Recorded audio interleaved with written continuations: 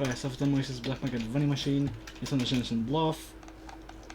And you wanna go to basically the end of the map before the area with Mouthpiece.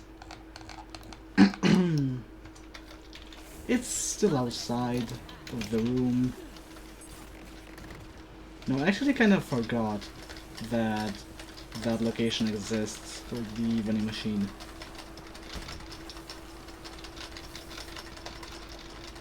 So, yeah, as you've probably noticed that I'm using the same build every time, every Maurice's Black Market vending machine video.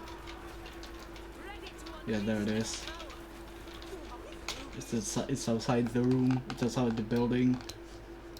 Here it is on the map. Hold on, I need to do my crouching thing, and then show it on the map.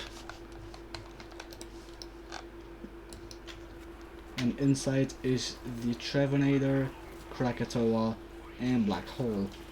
You know, not a bad way, could have been better.